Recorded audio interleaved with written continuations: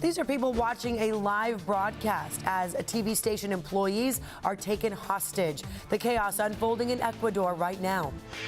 You know, you are off topic. Such tyrannical overreach must be called out. A heated debate over public comment rules at county meetings. San Diego's city address is taking place later today. What Mayor Gloria plans to discuss. We're breaking it all down.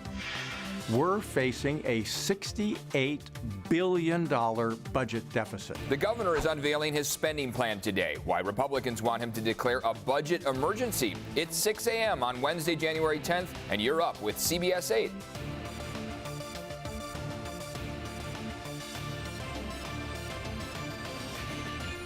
And thank you so much for being here at 6 a.m. on this Wednesday. I'm Eric Connert. And I'm Neda Irampur. Yeah, glad you're with us. And it's a cold morning yet again.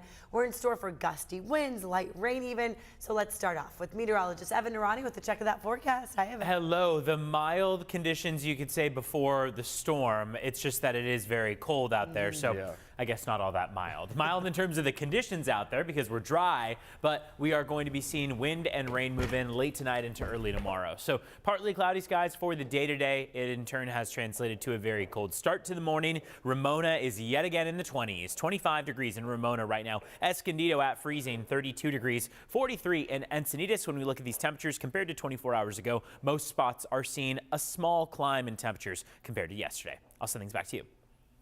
All right, Evan, thanks. And today, San Diego Mayor Gloria will deliver his State of the City address. So he's going to talk about several issues that impact all of us, housing and homelessness, to name a few. Yeah, CBS 8's Regina Yarita live along Harbor Island now with how you can watch and what we can expect to be said here. Regina? Yeah, good morning, guys, and definitely an important day for Mayor Gloria as he takes the stage today. He's expected to touch on several important topics surrounding the city of San Diego, affecting the city of San Diego. And of course, this is really a time for him to address some of those issues and announce some of the plans that he has in action for 2024. But I do want to get to video of last year's city address when he took the stage, because some of the issues that he talked about in 2023 are still prevalent today. One of the biggest issues is our homelessness crisis. Last year, Mayor Gloria announced changes. He supported passing the unsafe camping ordinance, but despite certain efforts and a push for more shelters, the statewide homelessness crisis is still affecting San Diego.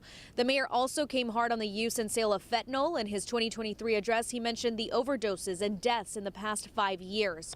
More than 1,700 people have died from fentanyl in San Diego County since 2019. And another topic that could be addressed is the housing crisis. In recent years, hundreds of ADUs have been built, as well as other affordable housing projects. With San Diego running out of space, many critics are pushing to build more townhomes since they say these types of homes are more affordable for families. So today, future plans and actions from Mayor Gloria could be announced. Now, if you're interested in watching the city address, remember that it will be broadcasted live on the CW San Diego, as well as live stream on CBS 8 Plus, the free streaming on Roku, Amazon Fire, and Apple TV devices. So back out here, Mayor Gloria is expected to take the stage. Is expected to take the stage at 6:30 in Balboa Theater in downtown. So we'll bring you the latest for that. In the next half hour, we will talk about a possible rally that could be taking place minutes before he's supposed to take the stage right outside of the Balboa Theater. That's the latest here in downtown. I'm Regina Yarita, CBS 8. Regina, thank you. And this morning, Governor Gavin Newsom plans to reveal his state budget. Last year, California had a $97 billion surplus. Now, according to the Legislative Analyst's Office, we're facing a deficit of $68 billion. Despite having a substantial surplus of $100 billion just 2 years ago, there wasn't enough caution among state lawmakers. Meantime, the California Department of Finance says there is a significant problem to solve, but they say the actual deficit will be much less than $68 billion. We do have a substantial amount of reserves that have been set aside for dealing with this type of a situation. The analyst's office and Republicans are calling for the governor to declare a budget emergency that would allow the state to use a portion of the nearly $24 billion in reserves. They're also calling for spending cuts. Lawmakers have to pass a budget by June 15th. Well, are there any dangerous streets, bike lanes, or sidewalks that you're worried about? Today's your last chance to voice concerns to SANDAG. They want to hear from you. CBS 8's Chris Groh live in Kearny Mason now with how people can weigh in on this morning. Hey, Chris. Yeah, good morning, guys. And look, we're on the 4,000 block of Convoy Street right now. And take a look. I mean, it's pretty dark behind us. In fact, just about a half hour ago, we did see a cyclist that was, again, braving through this dark area here with just a light on his bike. And that may be the type of person who would try to report this street and maybe even other intersections as potentially dangerous to SANDAG. That's the information that they are trying to acquire right now so that they can map out this area and see what type of improvements can be made in their overall project. Now, as for this website, again, this is engage.sandag.org/safer streets. And the goal of this, of course, is to get feedback here about not just streets, but bike lanes, sidewalks, crosswalks, to try to improve them in their regional plan with the focus on safety of the infrastructure. Now, it's not just Convoy here in this immediate area. We also saw parts of Ruffner, Balboa, and Claremont Mesa Boulevard. That's just Kearny Mesa, though. Out of the entire map so far, there are nearly 2,600 contributions. And the reason that we know that this input is being taken is because we came to this site right now because it was listed as being submitted there on that website, that interactive map. So you can actually use that in real time. For instance, if you are planning a walk in your area right now, while today is the last day to submit, you can still use that to try to plan out, hey, this is being listed as a dangerous area. Maybe let's try to avoid this either on your daily commute, your daily walk, and so forth. But again, today is the last day to get your input submitted. So we want you to go to that website. We have an easier link to that. If you didn't get that URL before, just go to cbs8.com and click on that help button. Eric and Netta. Thank you so much, Chris, for that update. And now a proposal to limit the amount of time people have to speak at county board meetings not moving forward this morning. People both for and against that move spoke out yesterday. You work for us. 3 items. Get it straight. You work for the people. You don't like what I'm saying. That's all. You don't like what I'm saying. I'm sorry. This is not Tijuana. This is San Diego County, baby. Get used to it. There should be respect for all citizens in the room who have come to voice their concerns. The same folks consistently taking up everyone's time and off topic is a waste for all of us. So the changes in the proposal would have reduced the current 2-minute time limit people have to speak on non-agenda items and would crack down on speakers who are repeatedly disruptive or off topic. Chair Nora Vargas, a frequent target of personal attacks, voted against the proposal, but also added this. It breaks my heart that each of these meetings get worse and worse in terms of the way people are behaving. No, go ahead. I'll go ahead and leave. Okay, wonderful. Have a nice evening. Thank you for being here. Because this proposal lost by a 2-2 tie, it could potentially be considered for the Board of Supervisors again. And now let's break down some other decisions. First, supervisors voted to keep their current leadership. Nora Vargas will remain chairwoman, Tara Lawson-Remer as vice chair, and Joel Anderson as chair pro tem. Second, they approved Sarah Agassi as the county's temporary chief administrative officer. Third, the board also approved proposals on how to spend remaining pandemic relief money. That includes a recuperative care facility that would be for homeless San Diegans and funding for county employee hiring and retention. Finally, supervisors approved a pilot program to help low-income seniors find housing.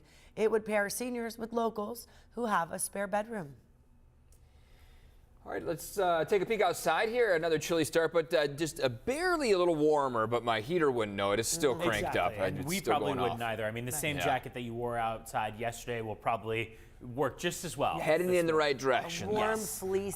We at least tomorrow morning will be much warmer, 10, 15 degrees warmer overnight. But we're going to trade one issue for another. The reason why is because we're going to have a lot of clouds out there and even some rain for tomorrow morning. So that's the change that we see on hand. 24-hour temperature change, like we talked about, shows that most spots along the coast and inland are 2 to 5 degrees warmer. Only a couple spots like Ramona, Julian, Palomar are a few degrees colder right now than 24 hours ago. But besides that, most of us are in that warmer warmer range. By the afternoon, we're going for the low 60s along the coast and inland, 52 for the mountains and 66 for the deserts. Partly cloudy to mostly sunny skies. Today is going to be a very, very mild day. It is not until late tonight that we start to see those changes that move us toward a bit more of wind, rain, even some coastal flooding possible. Coastal flood advisory is going to be because we run into our king tides. So high tide is going to be in that morning stretch between 4 a.m. and noon. That's going to be the best opportunity for coastal flooding. We'll also see some sets of 8 to 11 foot waves. Not many. We're expected to mostly be around 5 to 8 feet, but it does prompt this coastal flood advisory with some minor coastal overflow, parking lots, boardwalks, beaches, all seeing that possibility. Want to talk about the wind? High wind warning for the mountains. Everywhere else in the county of San Diego is going to be under a wind advisory. So that high wind warning spans from 6 p.m. today through 10 a.m. tomorrow. Wind advisory from midnight to 10 a.m. We're all going to watch as some intense wind picks up across Southern California, and other parts of the state are going to be working with some winter weather. We only expect a few tenths of an inch, if that, so our accumulations will likely stay on the lighter end, and then it looks like we'll see that chance diminish before climbing again into Sunday. Another trough of low pressure sinks in. These two wet weather systems are going to do almost exactly the same thing as what we saw on Sunday. Sunday brought plenty of wind, especially across the mountains, and then rain was light for the most part, about a tenth of an inch. So again tomorrow on Thursday, followed by another round on Sunday. Let's take a look at how traffic is shaping up here on the morning commute. 6:11 on the clock, and we're looking at the southbound 805 Sorrento Valley Road.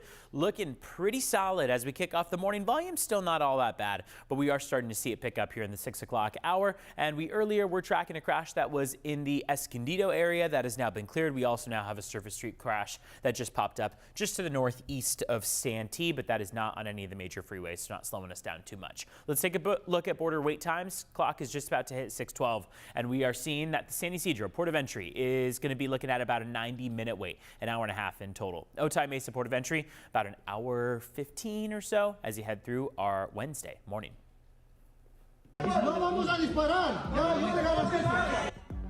Still ahead here, a TV station taken hostage. What led up to the chaos in Ecuador? Plus, a brawl breaks out after a secret tunnel is discovered in New York. And a proposal to ban youth tackle football. We have both sides of the debate.